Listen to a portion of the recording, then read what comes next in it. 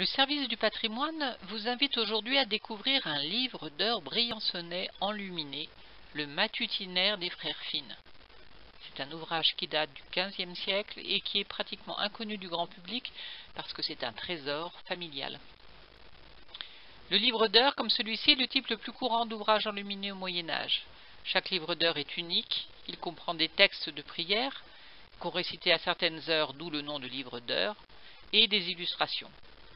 L'ouvrage que nous allons découvrir est appelé Matutinaire car c'est le livre des prières du matin.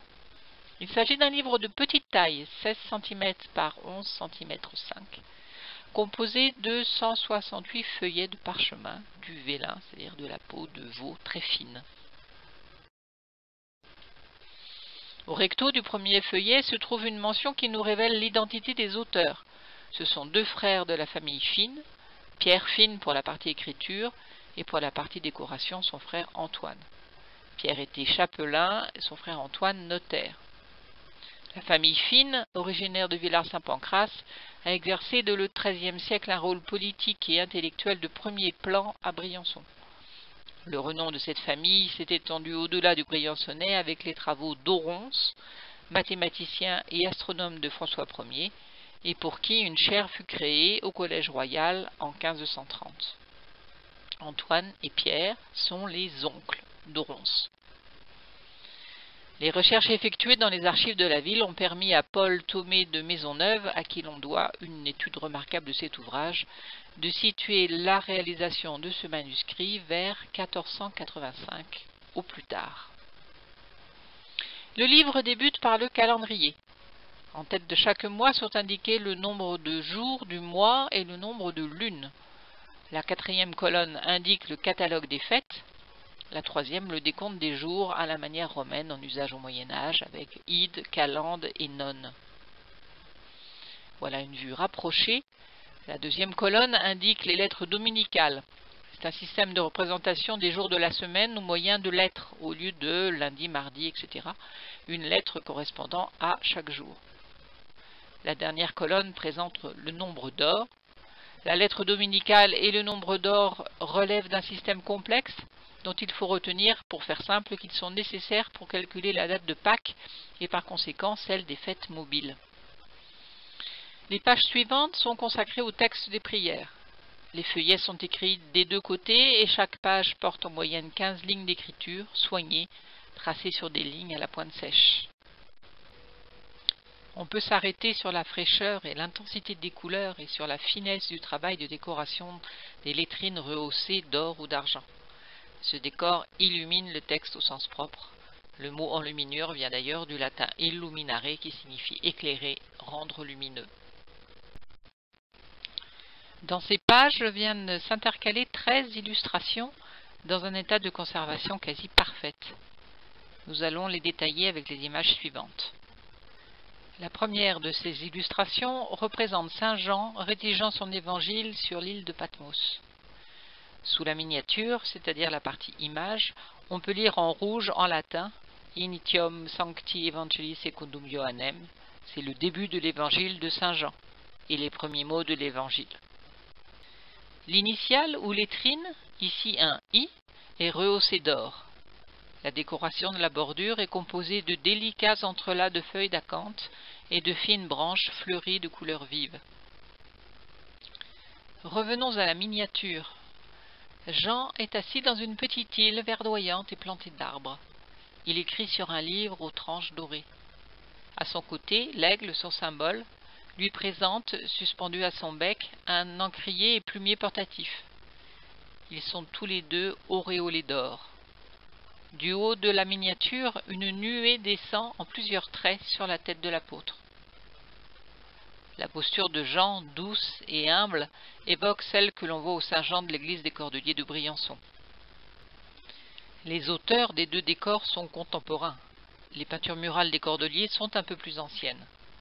On peut penser que les auteurs du Matutinaire les ont probablement vus et appréciés.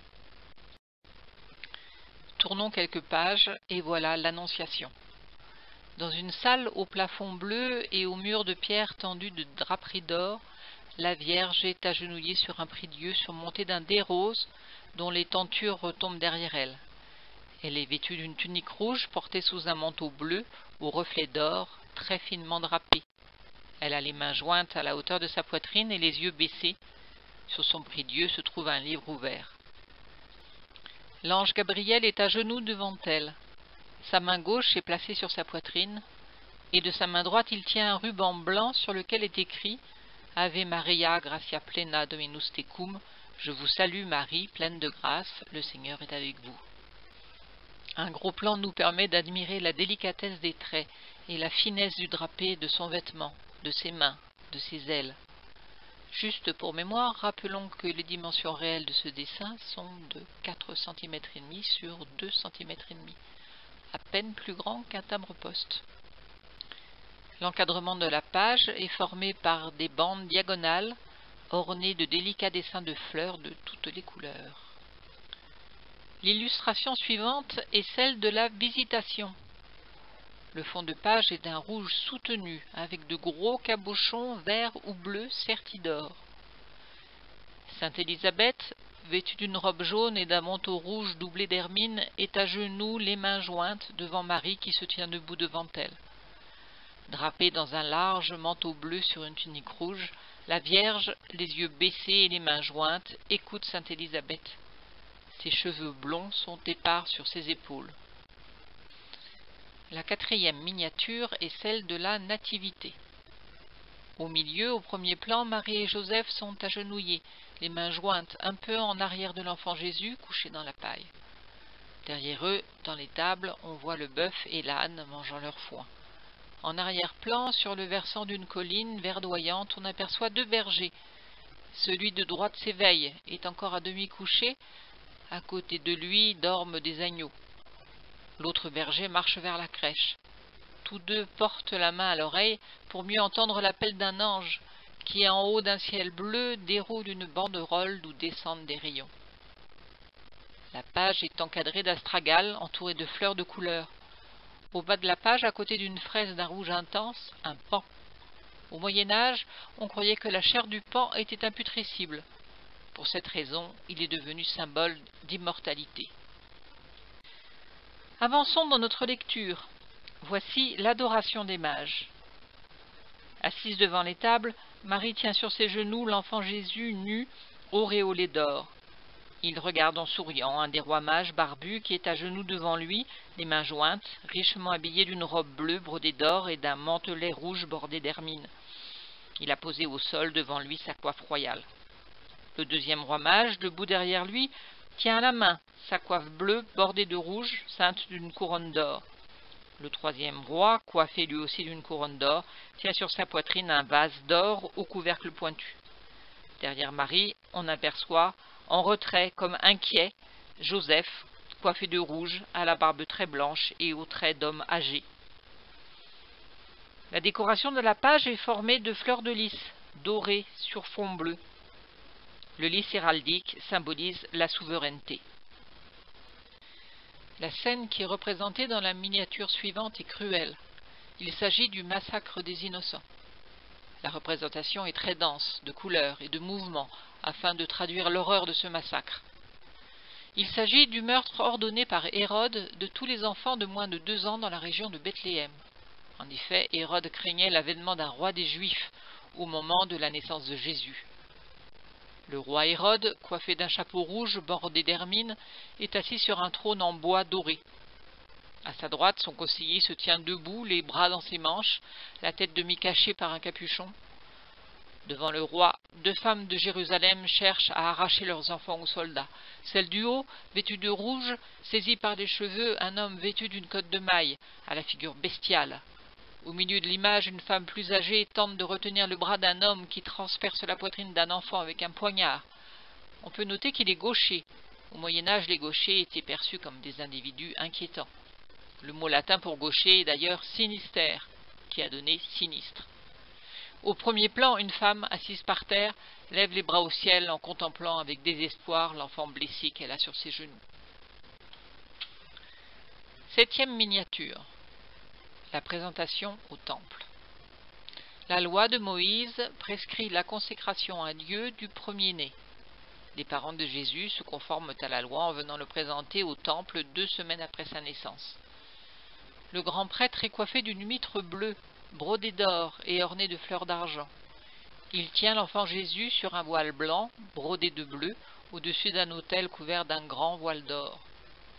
On voit dans un petit panier rond au pied de l'autel les 2 tourterelles apportées en offrande.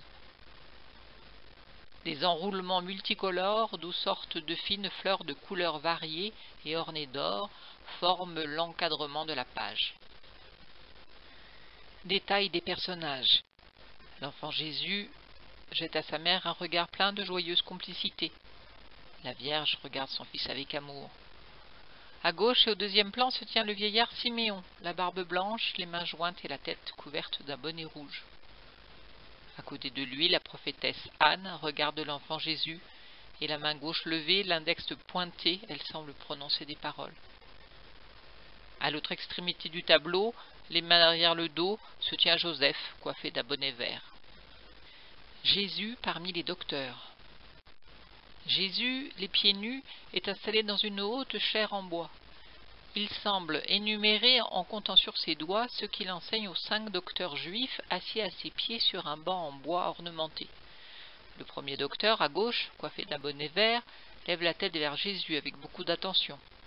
Le suivant suit du doigt sur un gros livre placé devant lui les articles expliqués. Le docteur qui est au centre, la main gauche en l'air, discute avec son voisin de droite. Le dernier des 5 docteurs, au turban blanc et jaune, lève la tête vers Jésus qu'il regarde avec attention. Tout à la droite de l'image, dans une porte cintrée percée dans la muraille, on aperçoit la Vierge et Joseph, qui n'osent pas entrer, et dont le visage et les attitudes expriment le soulagement, car ils croyaient Jésus perdu. 9e miniature, le couronnement de la Vierge.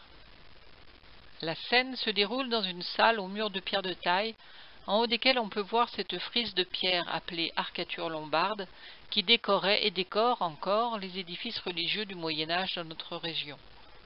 Introduire ce décor dans ces miniatures permettait de rendre plus proche de la vie de tous les jours les scènes représentées. Les murs sont tendus d'une étoffe d'or. Dieu le Père tient dans sa main gauche un globe, cerclé d'or et surmonté d'une croix. De la main droite, il bénit la Vierge agenouillée devant lui. Elle porte une couronne d'or à fleurs de lys. La bordure de la page est faite de fleurs et de feuillages légers. La lettrine est ornée d'un fin damier de couleur et d'or. La crucifixion. Au premier plan d'un paysage verdoyant s'élève la croix sur laquelle le Christ sanglant est cloué. De chaque côté de la croix se tiennent Marie et Jean. Jean regarde le Christ en pleurant. Le fond de paysage représente Jérusalem, fermée et hostile. L'encadrement est organisé autour de 2 bâtons dorés formant angle droit, sur lequel s'enroule un ruban bleu. Sur ce ruban est inscrit « O crux ave, spes unica », qui signifie « Salut, ô croix, unique espérance ». 11e illustration. Sur un fond de grands chevrons or et rubis est représentée la scène de la Pentecôte. Sous un ciel bleu foncé, sous les ailes déployées d'une colombe blanche nimbée d'or, tombent du ciel des langues de feu rouges sur la Vierge et les apôtres.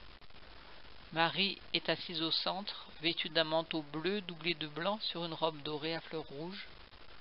À sa droite, on voit Saint Jean, imberbe, vêtu de rouge. Tournons les dernières pages. Un bûcher aux flammes ardentes occupe le centre de la 12e miniature.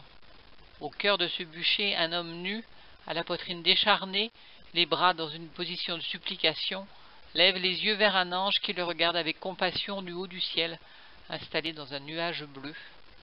De ce nuage descend la grâce divine sous la forme de rayons rouges.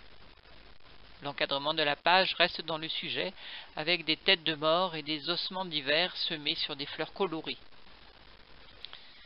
Nous allons maintenant refermer ce livre d'heures avec la dernière miniature qui représente la pénitence du roi David.